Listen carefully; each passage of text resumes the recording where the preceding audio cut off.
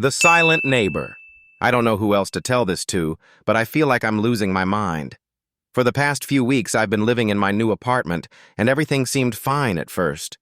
It was small, cozy, and affordable. Exactly what I was looking for. But then, something started happening. At first, it was subtle. I'd hear faint noises through the walls late at night, scratching, like someone was running their nails down the drywall. I tried to brush it off. Maybe it was just the pipes or some old, creaky building noises. But after a while, it became clear that something was off. Every night, the noises would get louder. At first, I thought it was just my next-door neighbor. Maybe they were just a heavy sleeper, or I had thin walls. But the weirdest part? I never saw my neighbor. I had been living there for weeks, and every time I'd pass by apartment number 3, the one next to mine, the door would be locked, and the lights would always be off.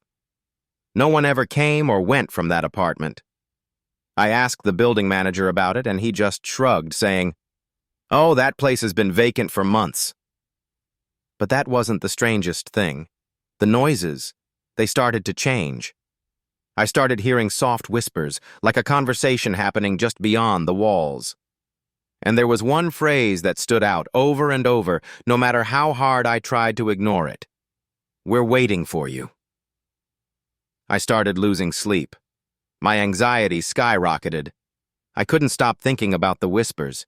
It felt like someone was right behind me, always watching. Then one night, after hearing the whispers again, I couldn't take it anymore. I decided to confront my neighbor. I waited until I was sure it was late enough, then I knocked on the door to apartment number 3. I knocked several times, but no one answered. My heart pounded in my chest as I stood there. Then I heard it. A voice from inside. "Come in." I froze. The voice sounded so close, like it was right behind the door. It was soft, raspy, almost breathless. I didn't move. I didn't know what to do. So I turned around and ran down the stairs to the building manager's office. I told him everything, about the whispers, the scratching, the voice. He looked at me, his face pale, like he had seen a ghost. "Listen," he said quietly. "There's no one in apartment number 3. I've got the keys. You want to see for yourself?" I nodded, desperate for answers. He led me up the stairs and unlocked the door to number 3. We stepped inside. The apartment was completely empty. There was no furniture, no belongings, not a single sign that anyone had ever lived there. It was cold, abandoned. But the walls were covered in something. I stepped closer to the walls and realized the entire surface was covered in scratches, long, jagged marks like someone had been clawing at the drywall for years, and at the very center of each scratch was a word. "We're waiting for you." I couldn't breathe. I turned to the building manager, who was standing there looking more terrified than I felt. "There's something you need to understand," he whispered.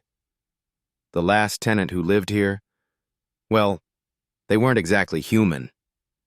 No one really knows what happened to them, but they said the same thing before they disappeared. We're waiting for you." That's when I realized I was no longer alone. The whispers were all around me, louder now, coming from the walls, the floor, the ceiling. I ran out of there so fast, I don't even remember how I made it back to my apartment. I locked the door and haven't gone back to number 3 since. But tonight, the whispers are louder than ever.